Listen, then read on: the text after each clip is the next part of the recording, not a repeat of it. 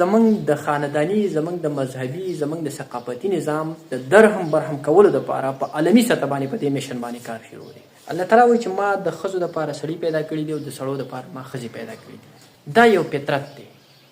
ښځه به سړي طرف ته اټریک کېږي، سړی به ښځې طرف ته اټریک کېږي. دې ته ویلی کېږي هیټروسیکشوالټي. دا یو فطرتي نظام دی الله تعالی جوړ کړی دی، ښځه د سړي دپاره او سړی د ښځې دپاره.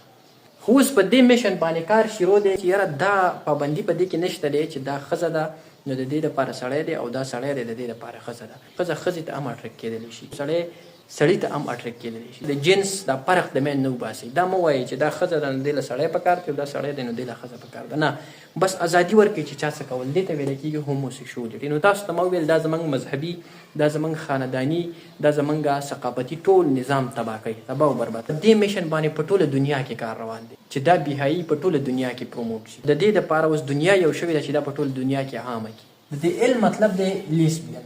د دې لیسبین مطلب دا دی ښځه یوازې سړي ته نه، دا ښځه بلې ښځې ته هم اټریک کېدلی شي، کوم چې خلاف فطرت عمل دی. نو دې دا اجازت ورکول غواړي چې لیسبین زنانه ته یوازې سړي نه بلکې دا زنانه بلې زنانه ته هم اټریک کېدلی شي. دا اجازت دی قانوني طور دی ورته میلاو شي. د دې نه علاوه دا بل دی جی. د جی مطلب دی ګی. که دا سړی غواړي الګ غواړي نو دی بل الګ ته هم اټریک کېدلی شي. د هغه سره هم خپل دی جنسي تعلقات جوړولی شي. د دې نه وروسته بیا دی بي، بایسیکشوال. بایسیکشوال دې ته ویلی کېږي یو سړی دی هغه هم د ښځې سره تعلق شي جوړولی، هم د سړي سره تعلق شي جوړولی. مطلب د دواړو جنډر، د دواړو جنسونو سره دی خپل تعلق شي بحال کولی. دا اجازت د دوی ته میلاو شي. دغه شانته کې یوه ښځه ده هغه هم د سړي سره تعلق شي جوړولی، هم د بلې ښځې سره تعلق شي جوړولی. مطلب دې ته د دواړو اجازت دی میلاو شي. دې ته ویلی کېږي بایسیکشوال. بل دی ټي. د ټي مطلب دی ټرانسجنډر. اوس ټرانسجنډر کم خلک دی؟ ټرانسجنډر هغه خلک دی چې کله یو ماشوم پیدا شي د ماشوم د پیدایش په وخت خلک وایي چې یاره دا هلک دی. بیا چې کله دی پیوبرټي سټیج ته ورسېږي، ځوانۍ ته ورسېږي، نو د ده په وجود کې چینجز راشي. هغه ته پته ولګي چې یاره زه خو هلک نه یم، زه خو جینۍ یم. د هغه جنس وروسته بدل شي. یا مثال یو ماشوم پیدا شي چې هغه خلک وایي یاره دا جینۍ ده، خو بیا چې کله هغه پیوبرټي سټیج ته ورسېږي نو بیا هغې ته پته ولګي چې یاره زه جینۍ نه یم، زه هلک یم.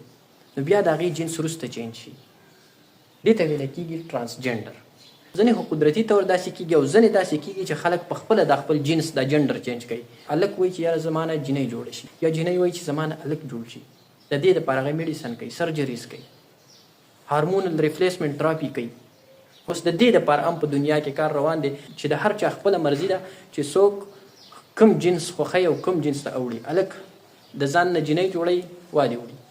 جینۍ د ځان نه هلک جوړوي، جوړ لیکي. نو دا یو غټ میشن دی چې په ټوله دنیا کې په دې باندې کار روان دی او د دې د پروموشن لپاره، د دې نظریې د خورولو لپاره کار کېږي. د دې سره به تاسو چېرته لیدلی LGBT کیو ورسره امي. د کیو مطلب دی کیر. دا د دې یو تنظیم دی، د دې نظریې پرچار کوي. دا داسې یو تنظیم. خو تاسو ته ما وویل دا خلاف فطرت عمل دی. دا د فطرت خلاف دی، دا د مذهب خلاف دی، دا د اخلاقیاتو خلاف دی. دا زموږ د خانداني نظام تباهي ده. په ټوله دنیا کې په دې نظریه باندې کار روان دی او دومره په تیزۍ سره په دې باندې کار روان دی چې د مختلف ملکونو په اسمبلیانو کې کومې چې قومي اسمبلیانې دي په هغه کې د دې لپاره د دې LGBT دپاره بیلونه پیش شو چې په دې ملک کې دې ته باقاعده ته قانوني اجازت میلاو کړی شي چې دې خلک څه غواړي هغه دې کوي. او دا په پاکستان کې هم په دې باندې کار روان دی شروع دی.